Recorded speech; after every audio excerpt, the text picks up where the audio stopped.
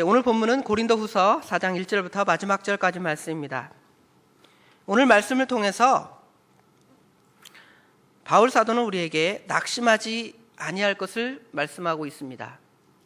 낙심하지 말라. 4장 1절의 끝에 보면 낙심하지 아니하고 그랬죠? 그러므로 우리가 이 직분을 받아 긍휼하심을 입은 대로 낙심하지 아니하고, 또 8절에도 보면 우리가 사방으로 우겨쌈을 당하여도 쌓이지 아니하고 답답한 일을 당하여도 낙심하지 아니하며,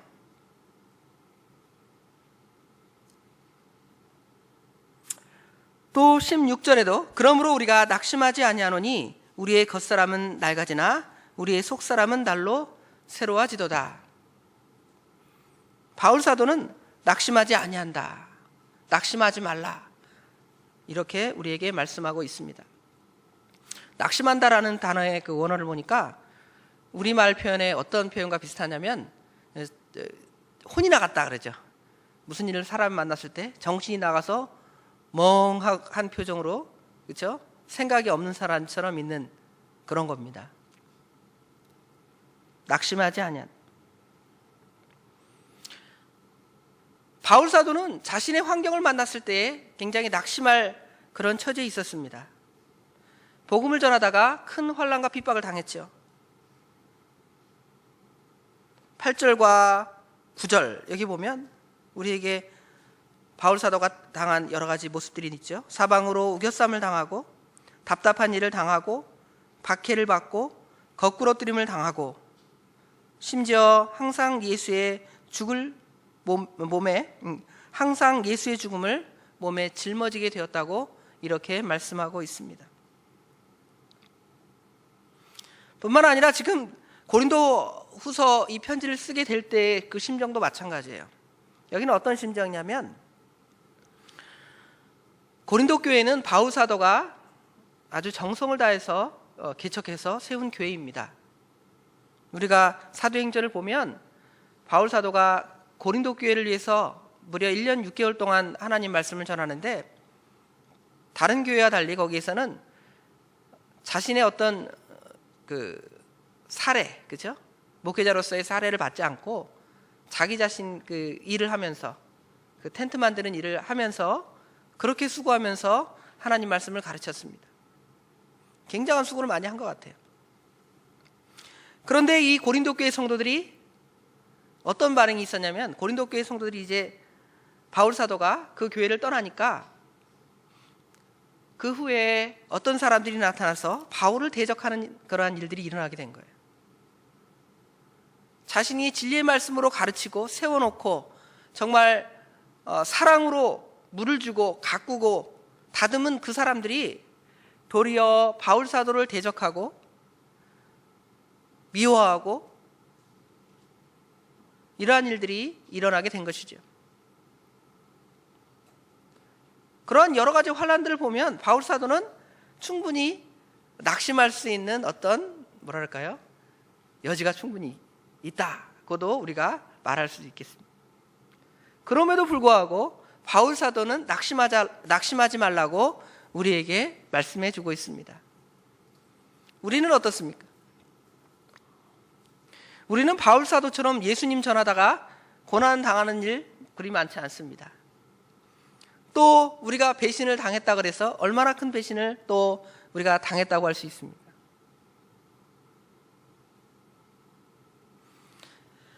그런데 이 본문의 말씀을 읽어보면 우리가 세상에 어떤 작은 것 갖고 낙심할 필요가 없겠구나 라는 것을 이 본문의 말씀을 통해서 우리가 생각해보고 이 말씀대로 낙심하지 아니하며 믿음 가운데 서기를 원합니다. 한 절씩 읽어가면서 본문의 말씀을 보겠습니다. 그러므로 우리가 1절 2절입니다. 이 직분을 받아 긍휼하심을 입은 대로 낙심하지 아니하고 이에 숨은 부끄러움의 일을 버리고 속임을 행하지 아니하여 하나님의 말씀을, 죄송합니다. 1절부터 다시 읽겠습니다. 그러므로 우리가 이 직분을 받아 긍휼하심을 입은 대로 낙심하지 아니하고 이에 숨은 부끄러움의 일을 버리고 속임으로 행하지 아니하며 하나님의 말씀을 혼잡하게 아니하고 오직 진리를 나타내므로 하나님 앞에서 각 사람의 양심에 대하여 스스로 추천하노라 그랬습니다. 바울 사도는 새 언약의 직분을 맡았습니다. 3장 6절에 보면 그가 또한 우리를 새 언약의 일꾼이 되기에 만족하게 하셨다 그랬습니다. 새 언약, 예수 그리스도의 십자가의 대속으로 말미암아 우리가 예수를 믿음으로 구원받는 새 언약, 그 복음의 직분을 바울 사도가 맡았습니다. 하나님의 긍휼과 하나님의 사랑으로 우리가 제사함을 받고 의롭다 하심의 구원을 받았으므로 바울 사도는 고난 중에 낙심하지 아니하고 그냥 하나님의 복음을 전하는 데서 그치는 것이 아니라 여기 2절에 보면 숨은 부끄러운 일들을 버리고 행위에서도 그랬다는 거예요. 복음을 전하는 데서만 그친 것이 아니라 죄악된 숨은 부끄러운 일, 거짓된 일을 버리고 하나님 말씀을 담대하게 전하였다고 말씀하고 있습니다. 하나님의 말씀을 혼잡하게 다른 것들을 섞어서 지금 바울을 대적하는 거짓 사도들이 들어와서 하나님 말씀을 혼잡하게 합니다. 예수를 믿어 구원받는 것이 아니다. 율법을 행해야 구원받는다. 이러한 일들이 그들 가운데 있었으므로 바울 사도는 그렇게 말씀을 혼잡하게 하지 아니하고 오직 각 사람의 양심에 대하여 스스로 추천할 정도로 너희들이 내 말씀, 내가 전한 그 말씀을 들을 때에 그것들을 너희가 다 안다. 그렇게 말씀해 주고 있습니다. 그걸 보면 너희들이 비록 대적한다 할지라도, 너희들이 나를 혹시 어떤 사람들에게 속아서 나를 반대한다 할지라도 너희 자신이 받은 그 복음을 생각하면 내가 낙심할 것도 없고 좌절할 것도 없다라는 것이죠. 그래서 그 대적하는 사람들은 여기 3절에 보니까 만일 우리의 복음이 가리었으면 망하는 자들에게 가려진 것이라 그랬습니다.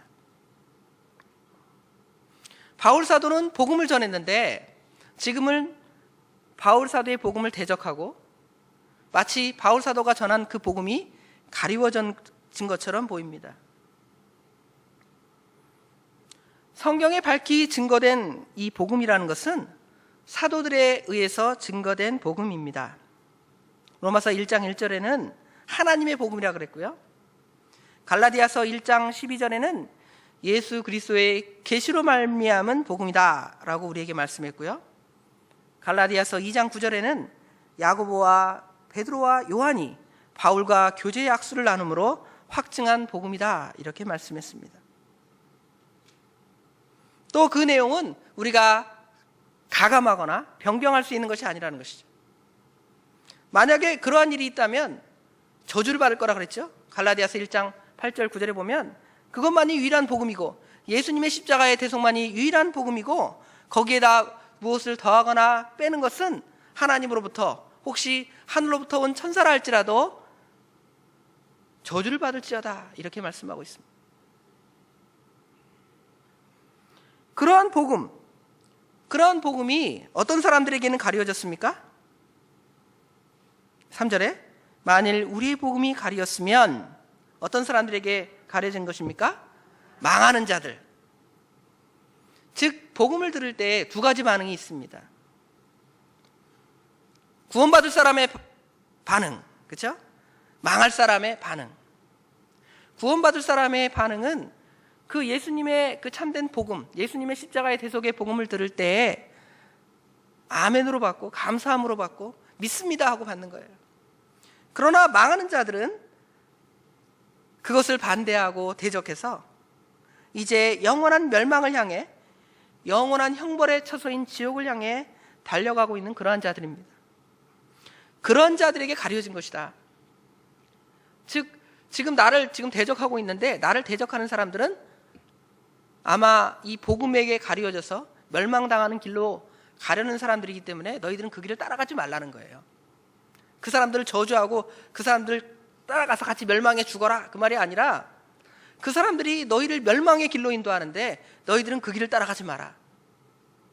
그리고 그 사람들을 그들을 따라가는 자를 불쌍히 여기고 진리에게 굳건히 서게 하도록 하기 위해서 여기 만일 우리의 복음이 가려졌으면, 그것이 가려진 것은 망하는 자들에게 가려진 것이라고 우리에게 말씀하고 있습니다. 방금 설명한 바와 같이 하나님의 복음이 전파될 때 두 부류의 사람들, 영생에 이를 자들, 영원한 형벌에 이를 자들이 명확하게 구분이 되는 것입니다. 그러므로 우리는 하나님의 복음을 전파할 때, 그렇죠? 여러분도 꼭 목회자들만 하나님의 말씀을 전파하고 전하는 것이 아니라 우리 성도들도 주변에서 하나님 복음을 전하죠. 예수 믿으십시오. 이렇게 전할 때 우리는 그 예수 그리스도의 복음만 전하면 돼요. 그 결과는 다 누구에게 맡기는 것입니까? 하나님께 맡기는 거예요.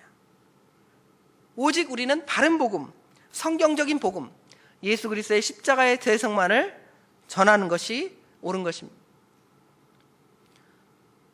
망하는 자들은 여기 4절에 보니까 어떻게 망하는 자들이 되었냐면, 그 중에 이 세상의 신이 믿지 아니하는 자들의 마음을 혼미하게 하여 그리스도의 영광의 복음의 광채가 비치지 못하게 함이니 그리스도는 하나님의 형상이니라 그랬습니다. 여기 이 세상의 신이라는 것은 바로 사탄을 가리킵니다. 이 세상의 임금, 이 세상의 신, 에베소서 2장 2절에는 공중권세 잡은 자 이렇게 말씀하고 있습니다. 복음이라는 것은 예수 그리스도, 하나님의 아들 예수 그리스도, 영광의 주에 대한 소식입니다. 그분께서 이 세상에 오셔서 우리 죄 때문에 십자가에 못 박혀 죽으시고 우리를 구원하신 그것이 복음인데, 이 세상의 신, 사단, 마귀는 그 사람들의 마음을 어둡게 해서 진리의 말씀을 따라가지 못하게 하는 일들이 일어나게 된 것이죠. 물론 그것도 하나님이 허락하여서 그런 겁니다. 택한 백성을 사단이 마음을 흐리게 하는 것이 아니죠. 택하지 않은 자들이기 때문에 하나님께서 이 세상의 신 사단을 통하여서 눈이 어둡게 하고 마음을 혼미하게 해서 복음이 가리워져서 그 복음을 대적하는 일들이 일어나게 된 것이죠. 복음을 대적하는 사람이 나타날 때 우리는 뭐 하지 말라는 것입니까? 낙심하지 말라는 거예요. 우리는 그런 것들 때문에 낙심하지 않아요. 사소한 것들 때문에, 굉장히 인간적인 것들 때문에 낙심하죠. 무엇을 먹을까? 무엇을 마실까? 무엇을 입을까? 그런 것 때문에 낙심할 때가 더 많습니다. 그러나 바울 사도는 그런 것들은 벌써 다 초월한 거예요. 그렇죠? 우리에게 그것을 또 초월하라고 말씀해 주는 거예요. 일체의 비결을 배운 바울 사도는 내가 빈부에 처할 줄 알고, 그렇죠? 부귀에 처할 줄 알고, 있으나 없으나 내가 일체의 비결을 따라 배웠다, 그렇게 말씀하면서 그러한 것들은 믿음의 사람들이 행하는 것이 아니라는 것이죠. 오히려 하나님 말씀이 선포될 때 그것들을 듣지 아니하는 그 영혼들이 불쌍하고, 또 우리가 일평생 가서 복음을 전했는데, 어떤 선교사들은 한 곳에 가서 복음을 전했는데 한 사람도 복음을 듣지 않은 그런 경우도 있습니다. 영국에서 선교사들이 아프리카나 중국에 처음에 들어갔을 때 거기 가서 자기 일생을 바치고 10년, 20년 복음을 전했는데 한 사람도 듣지 않아요. 그럼 어떻게 할 수밖에 없어요? 보통 사람 같으면 낙심할 수밖에 없어요. 내가 열심히 복음을 전했는데 한 사람도 믿지 않다. 그러나 뭐 할 필요가 없다는 거예요? 그런 데서 낙심할 것이 없다는 것이죠. 그런 데에 비하면 우리는 얼마나 연약한 것을 가지고 낙심하는지 오히려 참 부끄러울 따름이죠. 그러니까 이러한 영적인 것들을 우리가 낙심하지 아니하면 육신적인 것들은 훨씬 더, 그죠? 낙심하는 것을 극복하기가 쉬운 것이죠. 우리가 육신적인 것도 낙심 제대로 극복 못하면서 어떻게 영적인 것들을 극복하겠어요? 그렇죠? 그러나 분명히 성경에서는 이러한 충분히 영적인 부분들을 낙심하지 아니하고 극복할 것들을 우리에게 말씀하면서 너희는 낙심하지 말라 하고 바울 사도가 우리에게 말씀하는 것입니다. 그러면서 낙심하지 않는데 우리는 오직 예수님만 전파되는 것으로 좋아하고 즐거워한다는 것입니다. 여기 5절 6절에 보면 우리는 우리를 전파하는 것이 아니라 오직 그리스도 예수의 주 되신 것과 또 예수를 위하여 우리가 너희의 종된 것을 전파함이라. 어두운 데서 빛이 비치리라 말씀하셨던 그 하나님께서 예수 그리스도의 얼굴에 있던 하나님의 영광을 아는 빛을 우리 마음에 비추셨느니라. 바울 사도는 자신을 전파하지 않았습니다. 오직 예수님만 전파했습니다. 그것이 중요하다는 것이죠. 낙심할 필요가 없는 것이 예수님만 전해지면 된다는 거예요. 자신이 핍박받고 고난당하고 심지어 자신이 키워주고 말씀으로 양육한 사람들이 자기를 대적한다 할지라도 그 예수님을 믿기만 한다면 자신은 낙심하지 않는다는 것이죠. 역사적인 인물인 예수님께서 우리의 주님이시고 하나님의 아들이시라는 것을 믿는 것이 복음의 내용이고 그를 믿는 것이 구원이 되는 것입니다. 또한 바울 사도는 예수님을 위해서 예수님 때문에 너희의 종된 것, 우리가 너희의 종된 것을 기뻐한다는 것. 그러므로 낙심하지 않는다.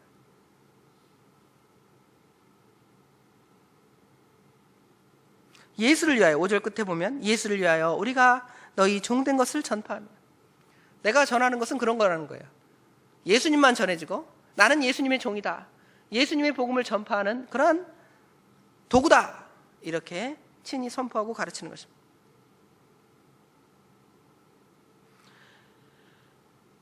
그래서 6절에 보면 어두운 데서 빛이 비치리라 말씀하셨던 그 하나님께서 예수 그리스도의 얼굴에 있던 하나님의 영광을 아는 빛이 우리 마음에 비추셨습니다.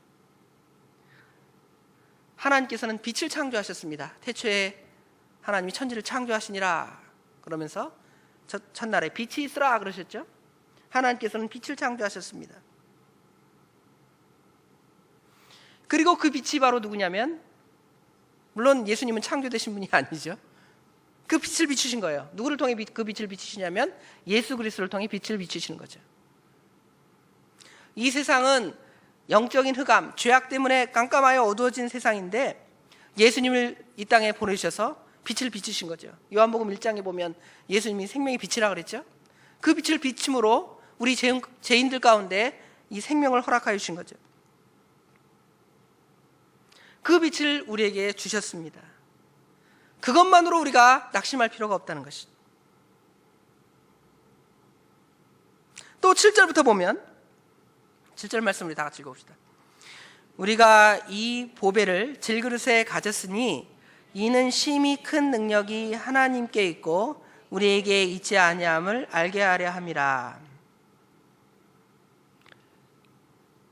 이 보배, 그렇죠? 이 보배, 보물, 보배.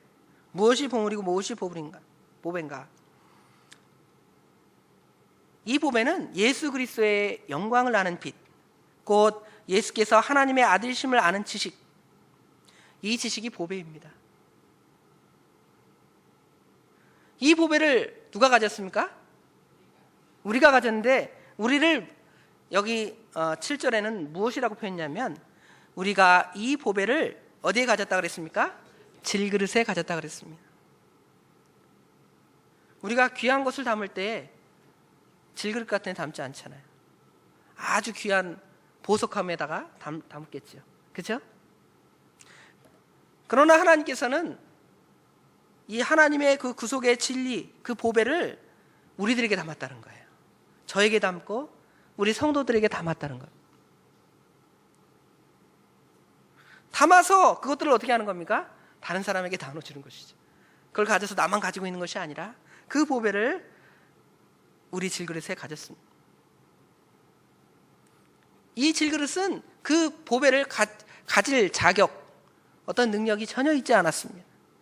그러나 하나님께서는, 예수 그리스도께서는 우리에게 그 보배를 가질 그것을 우리에게 주셨습니다. 하나님께서 우리에게 보배를 주신 그것은, 질그릇에 보배를 주신 이유는 무엇 때문입니까? 예를 들어 보석이 있다고 합시다.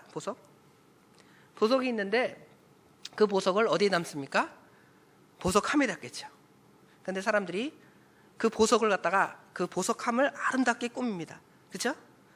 보석함을 아름답게 꾸민다 할지라도 그 보석함 아름답게 꾸민 것이 귀한 것입니까? 그 안에 있는 보석이 귀한 것입니까? 그 안에 있는 보석이 귀한 거잖아요. 그죠? 그래서 사람들은 그 안에 있는 보석은 생각하지 아니하고 그 보석을 꾸민 것만 보고 와, 아름답다 그런 착각할 수도 있습니다. 그런데 이 보석함이 우리 사람들은 참 그러니까 이게 겉을 참 외식하고 겉을 중요시하는 그러한 경향이 있는 거죠. 어리석어서 그 아무리 아름다운 그 보석함에다가 아주 뭐 지저분한 뭐 가치도 없는 쓸데없는 것, 그렇죠? 모조품을 갖다 보석, 그렇죠? 다이아몬드 모조품을 갖다 놨다고 생각을 해봅시다. 그 가치가 있어요? 가치가 없어요. 반대로 우리는 이 보석함, 아주 보석함이 질길 것 같이 정말 갖다 던지면 깨어져 버리고 저게 뭐냐, 그렇죠? 다 갖다 버릴 쓰레기다 이렇게 말한다 할지라도 그 안에 뭘 담았습니까? 보배를 담은 거예요. 예수 그리스도를 담은 겁니다. 예수 그리스도의 대속의 은혜를 담은 것입니다. 예수님의 하나님이심 그 참 진리를 그 안에 담은 것입니다. 그렇게 함으로 말미암아서 이제 능력이 나타나는 거예요. 그 보배 때문에 능력이 나타나는 거예요. 그 보배 때문에 능력이 나타날 때 그 심히 큰 능력이 우리에게 있지 않고 누구에게 있다는 걸 보여주는 거예요? 하나님께 있다. 그것을 우리에게 보여주는 것입니다. 자꾸 우리가 잘나고 우리가 뛰어나다고 생각하고 우리가 더 꾸며졌다고 생각을 하면 예수님의 복음은 가려질 수가 있습니다. 오히려 투박하게, 그렇죠? 투박하게 담겨진 그것에서 오히려 그 보석, 그 보물들이 빛나는 것이죠. 그러므로 말미암아 누구의 능력이 보여지는 거예요? 하나님의 능력이 보여지는 것입니다. 저러한 자를 통해서 하나님의 일을 하시다니. 어떤 능력 있는 사람, 잘난 사람들이 하나님 복음을 전할 때 야, 저런 사람을 통해서 하나님이 일을 하시는구나. 그것이 아니라 언변이 부족하고 지식이 부족하고 모든 면에서 하나님 앞에, 사람들 앞에 인정받지 못하는 어떤 한 사람이 하나님의 복음을 전하는 도구로 사용되어질 때 정말 저거 하나님의 역사구나, 정말 저거 하나님의 역사구나, 정말 하나님이 하셨구나, 이걸 보여주는 거예요. 반대로 어떻게 될까요? 하나님의 복음을 전하는 사람들이 장식되어지고 꾸며지고 이렇게 능력이 있어 보이고 그러면 오히려 하나님의 복음은 그 사람이 잘나서, 그 사람이 뛰어나서 그렇게 전인 줄로 착각할 수가 있는 것이죠. 오히려 그 사람을 교만하게 만드는 것이죠. 아까 말한 대로 보석함이 교만해져서 그 보석보다 더 뛰어나지려는 것이죠. 얼마나 우습습니까? 그러나 우리는 다 질그릇과 같은 연약한 존재들입니다. 깨어질 수밖에 없습니다. 하나님의 심판대 앞에서는 정말 철장으로 다 깨트려버린다, 질그릇을 깨트린다 그랬잖아요. 우리는 사실 하나님 앞에 하나님의 은총을 받지 않으면 그 철장으로 다 끼어질 그러한 존재들입니다. 그럼에도 불구하고 하나님께서 우리를 보배 담을 귀한 그릇으로 삼으신 것입니다. 그걸 생각하면 우리가 세상에서 여러 가지 환난과 핍박, 혹시 깨어질 것 같은 그러한 고통, 어려움을 당한다 할지라도 뭐 할 필요가 없다는 거예요? 낙심할 필요가 없는 거예요. 우리에게는 하나님이 계시고 하나님의 능력이 우리를 통하여 나타나기 때문에 우리가 낙심할 필요가 없는 것입니다. 그래서 아까 처음에 읽었던 8절 9절 말씀처럼 우리가 사방에 우겨쌈을 당하여도 쌓이지 아니하고 답답한 일을 당하여도 낙심하지 아니하고 박해를 받아도 버림받지 아니하고 거꾸로뜨림을 당하여도 망하지 아니하고 우리가 항상 예수의 죽음을 몸에 짊어지면 예수의 생명이 또한 우리 몸에 나타나게 하려. 그래서 우리가 이런 환난과 핍박을 당할 때 정말 주님의 능력으로 이겨나가는 거예요. 그리고 우리 가운데 예수의 죽음을 몸에 짊어지는 것입니다. 그럴 때는 망하지 않아요. 망하지 않습니다. 그러나 우리가 보배를 우리 가운데 담지 아니하고 우리 자신만 장식하고 꾸미고 아름답게 하고 나의 능력을 나타내려고 하고 그럴 경우에는 오히려 하나님의 심판대 앞에 서게 될 것이고 부끄러움과 하나님 앞에 책망을 받게 될 것입니다. 그래서 11절부터 13절에 보면 우리 살아있는 자가 항상 예수를 위하여 죽음에 넘겨짐은 예수의 생명이 또한 우리 죽을 육체에 나타나게 하려 함이라. 그런즉 사망은 우리 안에서 역사하고 생명은 너희 안에 역사하느니라. 기록된 바 내가 믿었으므로 말했다 한 것 같이 우리가 같은 믿음의 마음을 가졌으니 우리도 믿었으므로 또한 말하노라 그랬습니다. 바울 사도는 예수님의 복음 때문에 항상 고난을 받지만 예수님의 생명은 그 고난받은 그들을 통하여 나타내고 역사한다는 걸 말하고 있습니다. 그것은 바울 사도의 전도 사역을 통해 이루어지는 생명의 역사였습니다. 그들이 고난이 있었지만 그들의 그 고난을 통해서 이제 생명의 역사, 구원의 역사, 교회의 건립, 성장의 역사가 일어나게 된 것이죠. 그것이 귀한 거예요. 그것.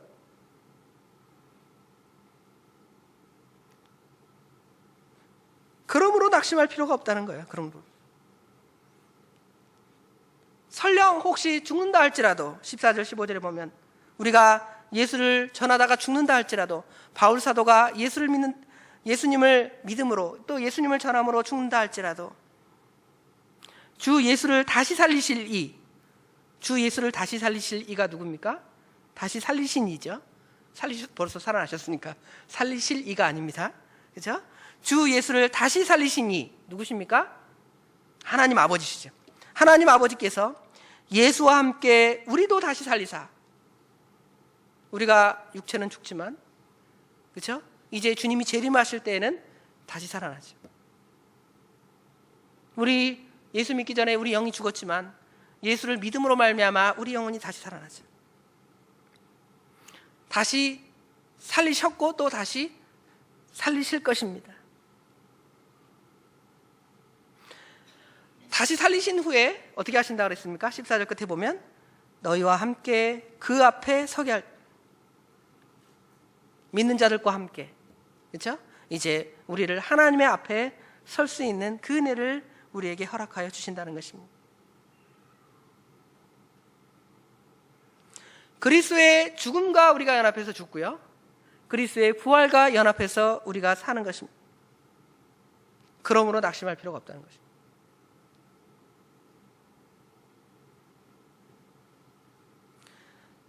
또한 16절부터 18절에는 또 낙심할 필요가 없는 이유에 대해서 말씀하고 있습니다. 16절 말씀입니다. 그러므로 우리가 낙심하지 아니하노니 우리의 겉사람은 낡아지나 우리의 속사람은 날로 새로워지도다. 우리가 무엇 때문에 또 낙심하냐면 나이 먹고 늙어지는 것 때문에 낙심할 때도 더러 있습니다. 젊은 것들이 나를 무시해. 우리 어르신들 그러시죠. 우리 집사님들. 내가 젊을 때는 나를 대단하다 그랬는데 이제 내가 좀 나이 먹고 좀 힘이 떨어지니까 나의 자녀들이 너 주변 사람들이 이 나이 먹었다고 무시합니다. 그렇죠? 낙심할 필요가 없습니다. 왜냐하면 여기 보니까 겉사람 우리 몸은 어떻게 된다고 그랬습니까? 세월의 흘러감에 따라 늙고 병들고 쇠하고 마침내 죽습니다. 그러나 어떻게 해야 돼요? 우리 속사람은 어떻게 됩니까? 우리 겉사람은 낡아지나 우리 속사람은 날로 새로워지도다. 우리 믿음의 사람들은 겉사람은 낡아지지만 속사람은 날로 새로워집니다. 예수를 믿는 믿음이 더 커지는 거예요. 우리 신앙 인격이 자라나는 거예요. 말씀을 통해서 또 말씀 순종함을 통해서 우리 인격이 자라나. 그러면 겉사람은 70이 되고 80이 되고 90이 되고 그러면 낡아지겠죠. 그러나 이 신앙의 믿음의 어떤 겉사람은 70이 되고 80이 되고 90이 되면 어떻습니까? 점점 더 건강해져, 점점 더 건장해지는 거예요. 믿음이 점점 건장해.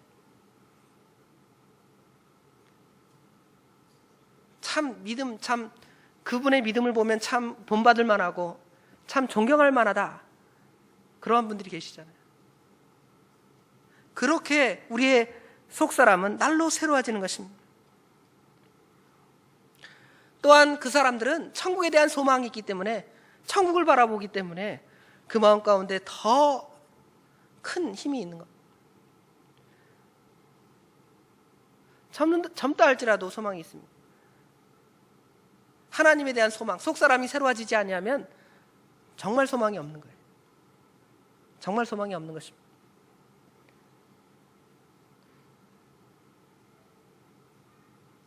그래서 이제 17절, 18절에 보면 우리 17절, 18절 말씀을 다 같이 읽어봅시다. 우리가 잠시 받는 환난에 경한 것이 지극히 크고 영원한 영광에 중한 것을 우리에게 이루게 함이니 우리가 주목하는 것은 보이는 것이 아니요 보이지 않는 것이니 보이는 것은 잠깐이요 보이지 않는 것은 영원함이라. 참 귀한 주옥과 같은 말씀이지만 참 적용하기는 참 우리 실로 이 말씀대로 적용해서 이 말씀대로 살기는 참 거꾸로 가는 것 같아요.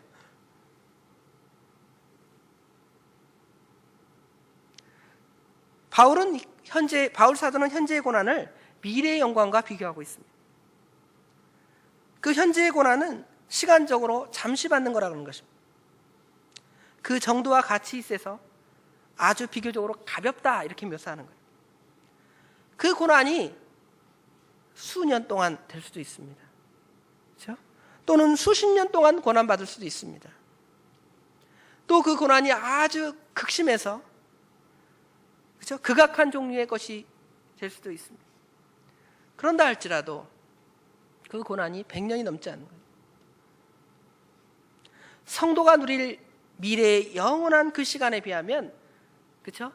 좋게 비교할 수 없습니다. 우리가 로마서 8장 18절에 보면 현재의 고난은 장차 우리에게 나타날 영광과 좋게 비교할 수 없다 그랬죠? 그런데 어때요? 내가 고난 다 당하는 것 같잖아요. 내가 핍박 다 당하는 것 같잖아요. 내가 제일 죽을 것 같잖아요. 그것이 참으로 우리가 어리석은 생각입니다. 저도 어리석은 생각을 늘 하고 있고요. 아마 우리 성도님들도 그러한 어리석은 생각을 할 때가 많이 있을 것입니다. 그러나 그런 생각을 하지 말라는 것이지요. 그렇죠? 그래서 로마서 8장 18절 말씀과 같은 말씀을 우리에게 하는 것이고요.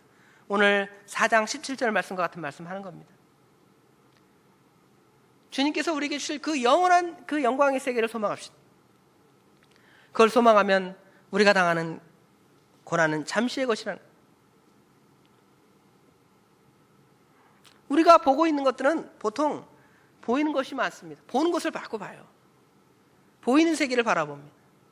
보이는 시간, 보이는 외모, 보이는 물질, 보이는 명예 이런 것들을 봅니다.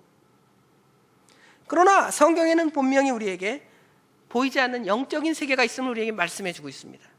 또 성령께서 우리 마음 가운데 오셔서 그것이 확실하게 믿어지게 하십니다.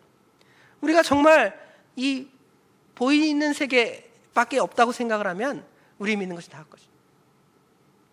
그러나 우리에게는 분명히 보이지 않는 세계가 있다는 것을 말씀을 통해 또 성령을 통해 우리에게 확신하여 가르쳐주죠.